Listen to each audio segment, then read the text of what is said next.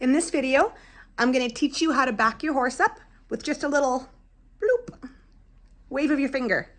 And we're going to start with the halter and lead rope on because that's how you're going to start.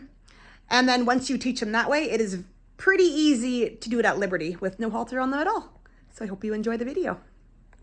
So I use phases and I slowly build up to it. I don't ask for it all at once because that'll be too much for your horse to understand. You want to look for the slightest try. And you have to realize that horses are all about comfort. So if they try at all, you leave them alone. And that'll show them they did the right thing.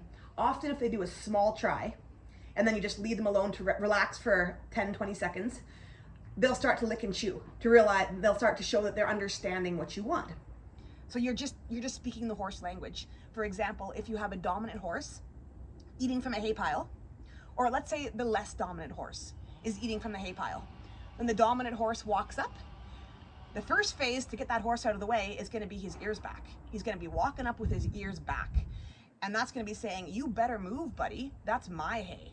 Now, if that less dominant horse doesn't move, guess what the dominant horse is going to do? He's going to go to a higher phase. He may run at the other horse. That might be phase 2. Ears back and then running. Phase 2, I'm coming, you better move. If the horse still doesn't move, that horse is going to go to bite him. And then if the horse still doesn't move, that horse is going to put teeth on him or kick him. That's phase 4. So pretty soon that less dominant horse learns, I better move at phase 1 because I don't want phase 4 to come. So that's the language we're speaking to the horse. We want to say nice and gentle, you might want to move now because phase 4 is coming. So as soon as the horse responds to phase 1, 2, 3, or 4, you release immediately. And if they're not responding to phase 4, it's because you're not doing it effectively enough. Phase 1 is super gentle, phase 2 a little harder, phase 3 even more firm, phase 4 is you're moving. So respond as soon as they respond, you release and give them comfort for it. Every phase should be about 2 seconds. So phase 1 will be me looking at him and going like this. And he did it, so that was good. But for the sake of showing you what to do, so phase 1 is going to be like this. Phase 2, I'm going to have the lead rope, and you're going to have the lead rope like this, and you're going to go. All they're going to hear is that smacking noise on your wrist. The lead rope's going to be on the ground. If they don't listen to that, phase 3, the lead rope will come off the ground and you'll be going like this. So it'll be gently wiggling the thing back and forth. Phase 4 is going to be really hard like this. And remember, even the slight, like if you're doing this and they go like that, even the slightest lean, stop. Because they're trying. They just don't understand what you want yet. And then you build on it. Then you go give them a bit of comfort. They did the right thing. Let them relax for a bit.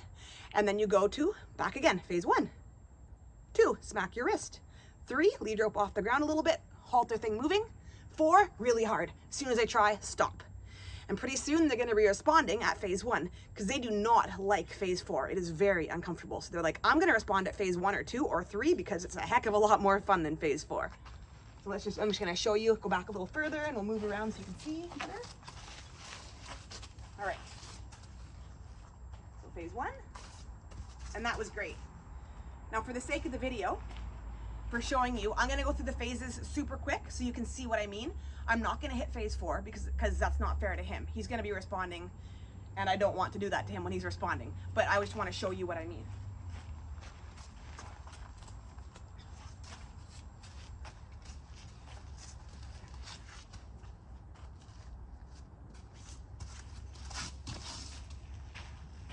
So you see how for phase 3, the lead rope came off the ground a little bit, and I threw it dramatically on the ground like that because he did awesome. He tried, he did awesome. So I was like, okay, awesome job. I'm going to totally leave you alone.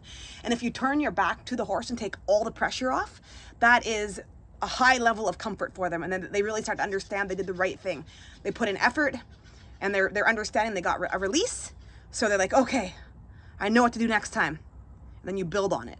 So that's for backing up with the halter and lead rope. And once you have them backing up at phase 1 or 2, then you can, preferably phase 1 because 2 you're making a noise, but you can even, if you're doing it with nothing on the horse, you go like this, and then phase 2 can even be that noise.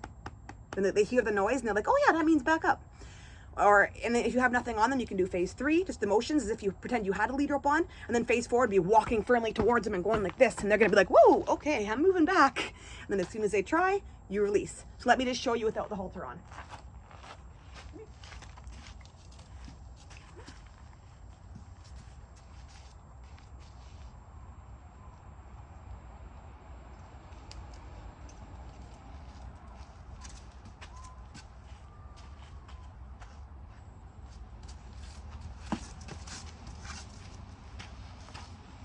So that was just a quick example of phase 1. And he was trying, so I could have released, but I thought, oh, I'm gonna ask him to go a little faster. So I just quickly went up to a higher phase. That was kind of a phase 3. Phase 4 would have been actually me going right up and touching him with my knees on the chest. If he was like stock still and not moving, I'd be like, you're getting out of my way, you better move.